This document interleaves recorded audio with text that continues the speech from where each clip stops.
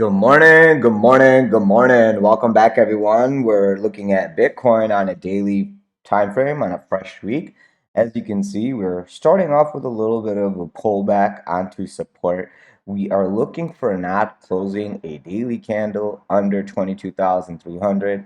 If so, we're looking for a larger test of support to 21.6 to about 21.3, and then losing that level, we're looking all the way over here at the 55 EMA at 20,500.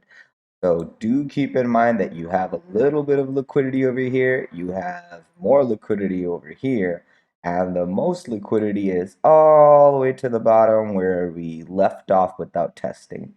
So these little pink lines are called naked point of controls. Until they fill, it's an opportunity to scalp those levels if they come quickly. Uh, think of it as an imbalance or a little bit of like an indicator of showing you where money is sitting for the market maker to tap into and then continue on his path. But this is a area where a liquidity grab can occur. I'm kind of surprised that I'm not seeing anything over here about the 200 EMA, and it's under it. So just be cautious for that 20,600. And I'm going to actually pay attention to 21.3, 21.4, but I'm going to keep in mind that it didn't say anything around here. And I want to see if we even stop here or if we just butter on through to the downside like this over here. Kind of similar situation as setting up here, but the difference is we're under the 100 EMA. Over here, we're above the 200 and the 100. So can't expect this fractal to repeat, but price action rhymes sometimes. It doesn't repeat, but it rhymes. So that's all I want to say. So on the 4 hour, I mean, if we close a 4 hour above 23,400, I will be looking for the new high. I will be looking for us to test into 24,000 to 300, and then 4 hour close above there. Then we can look straight for that 25,500 to around 27,000, where I'm looking for the next level of resistance if we can consolidate and full flag up. Right? So technically we got a 1, a 2, here's your 3, this is 4, and then 5 is coming, and I'm looking for it to just get to the top. So that is where I'm looking for the next level of resistance, 27,000. Let's go to a 4 hour real quick, and I can give you a little bit more accurate. So as we're coming down on the uptrend, naturally your 200, your 100 is support. So as long as Bitcoin doesn't close 4 hour candles under 22,700, I'm not looking for this next lower level to even come in at 21.4. But if we start closing 4 hour candles, like two of them open and close under this 22,700, you should be ready for a test of this 21.4 to 20,800 level. And then we can look for some support and then continue up. Even if we come all the way down here and we find support, I would be looking for a dead cat bounce scenario where they try to catch people who are shorting the bottom, and then they're going to ride it up just to take that liquidity and then roll it over again. So that is a possibility for downside. As long as we're not closing underneath the 200 EMA, the possibility is good that this is a liquidity grab and then we continue back up. But we cannot close too many candles underneath this 200 EMA over here at 21,200. And ideally, a wick here and up would be great. Like a wick to this POC, take that liquidity and just bottom out of there. That'd be fantastic. That'd be the ideal scenario. Um, I do have some tips here. Yes. So all we're doing is just tracking along this channel. We're going to basically see where we break, and then we can look at other things. Um, as I said, on the 4 hour, right now we're in a slightly bearish posture. We're not even on the midline. We're almost to the oversold scenario. If we start closing 4 hour candle neat the night neat here, we would probably be in the bearish control zone on a 4 hour time frame, and then that gets dangerous for a quick move to the downside. Okay, so just be aware of that. Even on the daily, we're just floating in of the above 50, but the possibility of going and testing the mid channel and then upside from there is there. And that would be like corresponding with the test of the 21 EMA at like 22,300. That's like a $500 move down. It's not that big, but I mean, if they want to go a little deeper, because we're moving in $1,000 increments, I would look for 21.8 just because it just seems logical around 21.8, and you can go from there. Aside from that, today there shouldn't be too much going on. Tomorrow is Powell going on and talking with, I forgot what committee, but his words are going to have effect on the market. So just be ready for volatility tomorrow for sure. Um, and yeah, that's all I want to say about Bitcoin. Let's go to a daily on ETH. And Bitcoin is right now a little bit weaker than Ethereum. Okay, Ethereum is actually doing a little bit better, and that's because Bitcoin was leading, and now it's trying to find some support, while ETH is still trekking along in this bearish div, and we're setting it up pretty decently. So 4-hour open and close underneath this 21 EMA is going to cause some destruction at 1585. I actually have a long scalp set around 1600, just so that I can get a quick wick and then up from there and see if I can take profit at like 1620, 1640, 1660. Like I'll ladder it out like that.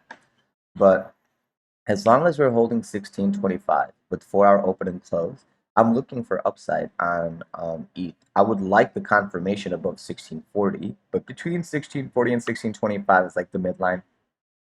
If we can hold this level and go sideways, I'm looking for it to slowly flow up into 1680 and then looking for that higher 1760 target.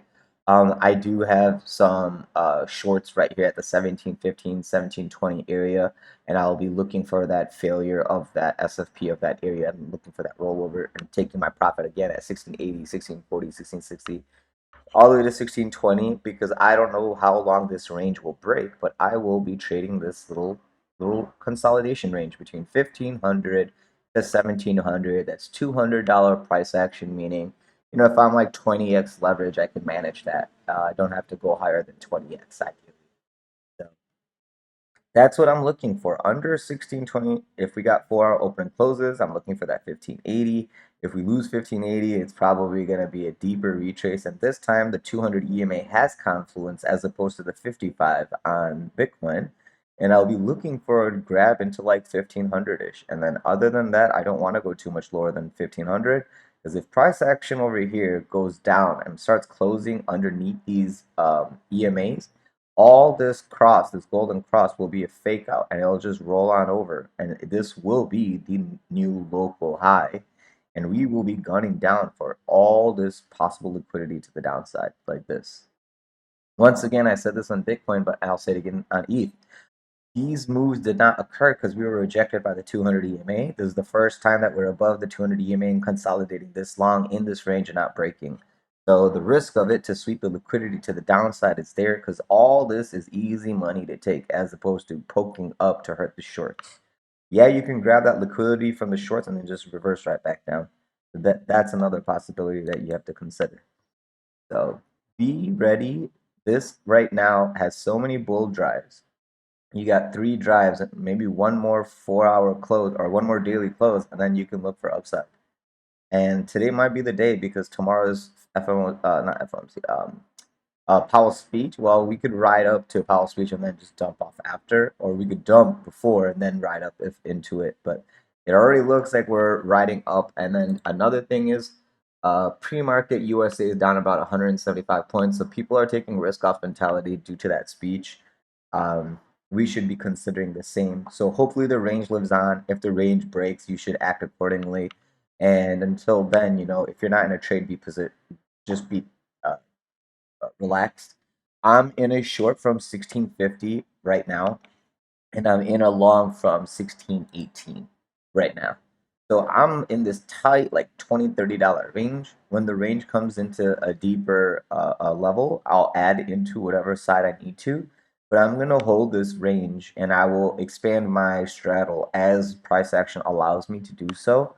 in the hopes that, I'll be able to get both sides and I'll be able to trade that for a while. Okay. That's what I'm looking for on ETH. I'll give you a 4 hour real quick just to confirm that right now we are putting in a pullback opportunity.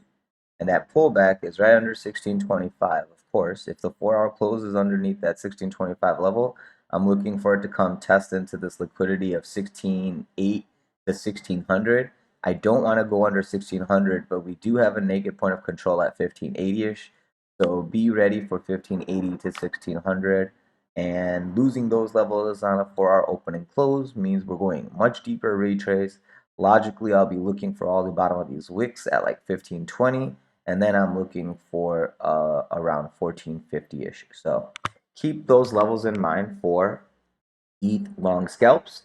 And for the short side, I'm looking at, well, 1700-ish just for that quick SFP, but ideally 1850 and then 22, I believe.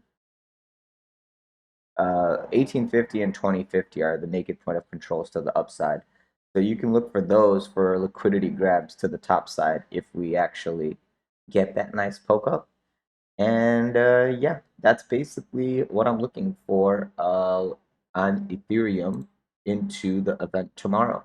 If you guys have any questions or concerns, please feel free to reach out, leave in the comment section below, and I'll be sure to get back to you in the next video. If you are interested in trading with us live, please feel free to join us on the Discord. Our Discord server's link is in the description of this video below. Just go to more info and you will find it.